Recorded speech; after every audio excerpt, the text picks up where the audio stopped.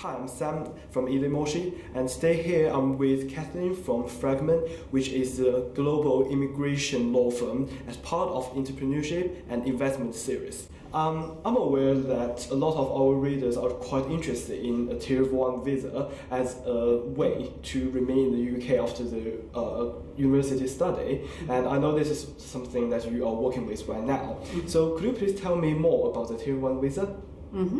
Yeah, so thank you, Sam. So a number of our clients are Chinese students based across the UK, and they're looking for options to stay here and work once they graduate. There are a number of options, such as being sponsored by an employer, but one of the ones we come across frequently are those students who want to set up their own business, either those who have entrepreneurial aspirations, or those who would like to invest in UK business and come to the UK in that way. So we do see a lot of students who wish to look at either of those Tier 1 categories. There's also another Tier 1 category that we see, which is exceptional talent. Although that can be quite difficult to build a case for, it is possible, and we see some of those applicants across the UK as well from the Chinese community. Oh, so that sounds quite interesting. But I'm thinking about, just imagine that if I want to be an entrepreneur. So I know this is a quite complicated process. So where should I start, and how would you help me with that? So to be an entrepreneur, to apply for a Tier 1 entrepreneur visa, there are two options. So it depends on how much you have to invest. So if you have £200,000 to invest in UK business, you would normally apply under the Tier 1 entrepreneur visa. If you want to apply under the Tier 1 graduate visa, entrepreneur as well, you need less, so 50,000. So if I start with the Tier 1 entrepreneur route, which is the most popular if you have that amount of money, you need to start with a business plan. So what is the business that you wish to set up? And the Home Office tests whether it is a credible business plan. And what they look at, they want to know, have you got experience in the type of business you're going to set up? So for example, if you were a graduate of marketing and you said you wanted to set up a digital technology company, but you had no experience, the Home Office would question the credibility of your plan. So I think the starting point is what is your business proposition, and have you got the skills and experience to demonstrate that you could make a reasonable success of that business. So for example, we recently helped a Chinese lady who graduated from the University of Sheffield, and she was here with her family who were her dependents on the student visa, and she had the idea of setting up a gym, which is of course a very popular business idea in these days. So she came to us when her application had been already rejected, and the reason for that had been the business plan she had put together was not deemed to be strong enough by the Home Office. So we had a discussion with her about what her idea was, and what we do in these cases, we put people in touch with other professional services organisations who can help them with the business plan. And how we help in that respect is we explain to that organisation what is needed from an immigration point of view, and then they go ahead and help with the actual drafting of the business plan, and then we review it from an immigration point of view. So we put her in touch with an organisation who did help her, and we explained to the organisation that she wanted to set up a gym, and indeed she had done a business studies degree, so that showed how she had the idea of setting up the different gyms and running it as a profitable business. The business plan was excellent because it was benchmarked in her own experience at university. She'd also worked at a number of health clubs across the north as part of her degree. She'd had to undertake placements there, so she did have experience, and that was mainly in the actual running of the gym. So again, she was able to show management experience in the health sector. So that all came across very clearly once she'd had the professional help with the business plan. We reviewed it from an immigration point of view, and were able to confirm that indeed it did match with her CV and experience. So the skills and experience part that had been rejected on before now had come to life through the correctly drafted plan. So that was the first part of the application. And she indeed then went on. So after we do the business plan, we then help with the documentation for the entrepreneur visa. And one of the things that happened to this lady was it can be quite difficult to take money out of China. So we've come across that, I would say, on several occasions where the person wants to transfer £200,000 here to start the business, and there have been some regulations in China that have been quite difficult for them. So we have a relationship with a couple of the banks in China where we're able to explain the immigration requirements and explain what we need. Although, of course, the Chinese regulatory matters still have to be considered, and it can still take some time to get the money out of China. That's one thing that we warn people about at the outset, that it's not a quick process if you don't have the money in the UK already here.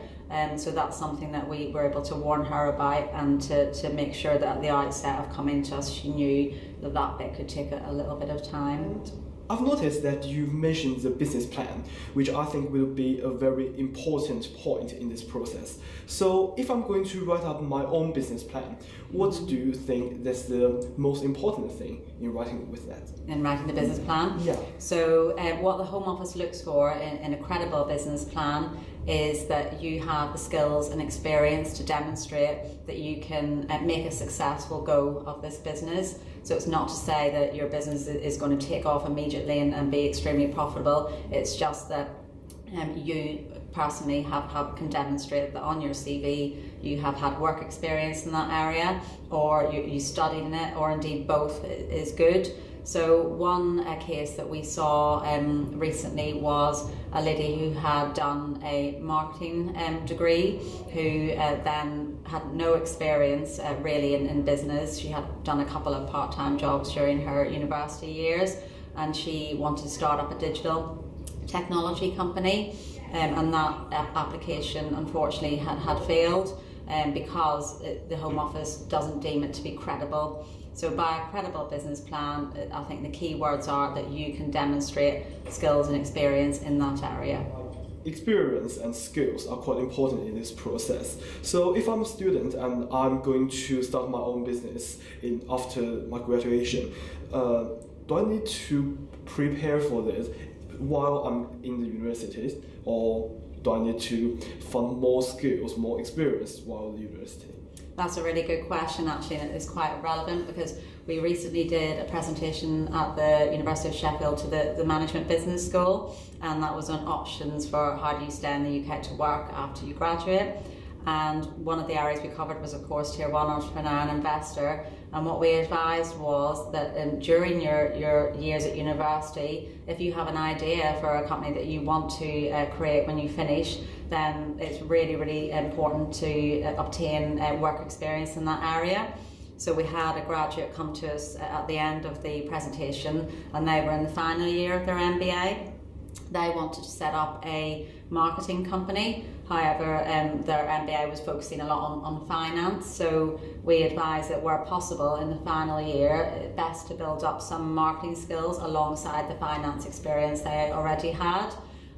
So of course the MBA is so broad that you do encompass a range of business skills throughout that, but that graduate was indeed able to source work in certain marketing companies locally, and that really helped with his business plan. But as you mentioned, I'll need to have £200,000 to support my business under that process. So if I'm a student, I do have a really good idea, but I don't have enough money to support my business. Do I have any other options? Yeah, so quite a popular option is the Tier 1 Graduate Entrepreneur Visa. And for that visa, you need to have £50,000, so a less amount to be able to invest in UK business. You need to be endorsed from either your university or the Department of Industry and Trade in the UK under the Sirius programme. So that means that either the university or the DIT look at your business plan. So again, that's a key part of the application, having the skills and experience and a well-drafted business plan. And then the university or DIT will endorse that and say, yes, this is a credible business plan as a Tier 1 graduate entrepreneur. Oh, that sounds so brilliant. But what should I start from that?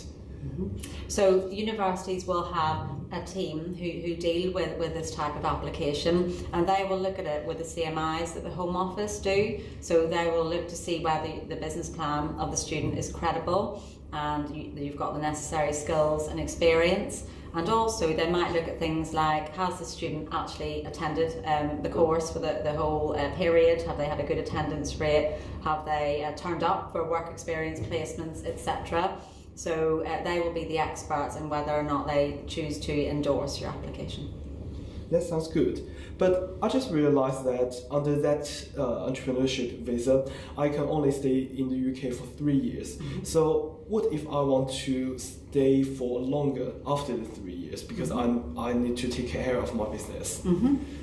Good question. So for the Tier 1 entrepreneur visa, you can stay initially for 3 years, and then you can apply for a further 2-year extension, which brings you up to the period of time when you may be eligible for settlement in the UK. Under the Tier 1 graduate entrepreneur visa, you're initially granted 1 year, and then you can extend for a further year, which brings you up to 2 years, and then you switch into another eligible category. So we might see Tier 1 graduates switch into the Tier 1 entrepreneur visa, or perhaps another type of visa after that period. So what you need to think about at the very outset is that so for both of these visas, you keep the money invested throughout the period. So it must be invested in your businesses throughout the whole time, whether that's 3 years or 1 year or 2, depending on which visa you're on. Another key consideration is that you employ local settled people in your business for the entire period, and for the entrepreneur and the graduate entrepreneur visa, you must employ 2 settled people for each for the period, the relevant period, so 3 years or 1 or 2, that you can demonstrate that. So that is the entrepreneur visa. So do I have any other options if I want to remain in the UK after graduate? Yeah, so you can continue on your Tier 4 visa if you want to keep studying, and of course that allows you to work for a certain amount of time each week and during vacation. One of the popular options we see is Tier 2, which is when you're sponsored by an employer, and that employer must hold a license under the points-based system. So what we find with Chinese students in both London and in the North is that if they want to be employed by a company and that company doesn't have a license and they want that student, then that company will be happy to go off and obtain a license, and that allows them to sponsor that person under Tier 2, which is a very common option. The other option that we see is a Tier 1 investment visa. So we do see that in the North, but predominantly in our London office they would have a lot of those type of applications. Could you please tell me more about the investment visa? So the Tier 1 investor visa is where you have £2 million to invest in the UK. And one of the key things I would say about that is we're often asked, can I invest in property? And that is one of the restrictions that the Home Office has put in place, that you can't invest in property in the UK or businesses that are predominantly involved in property. So you can buy property, for example, but your investment must be going into government bonds or other eligible companies. So in terms of investment, so what kind of business or what kind of companies does people invest in commonly? So if they can't invest in property and that's what they wanted to do, we find that they will go for government bonds. I'd say that's a very common investment area because it's black and white and you're not having to go and look at eligible businesses, etc. But one interesting one we've had recently is there are a number of digital startup companies, of course, across the UK. It's a really booming area. And I saw a really interesting one recently where a local startup company managed to secure an investor to back them, and they subsequently did really, really well. So that person invested in the company. The company actually was started by a Chinese person in Sheffield, but then branched into China and opened a number of offices there. So it was a very successful investment. So how would you help with these investors? So Fragomen helped throughout the process because it is quite a complicated process. So we have a number of third-party companies and individuals we work with to help support investors. So for example, we can make introductions to private banks, we can make introductions to local property companies and relocation companies. So helping with the wider picture of if you're going to invest and move to the UK, what the things you need. So you need the bank account, you need a home.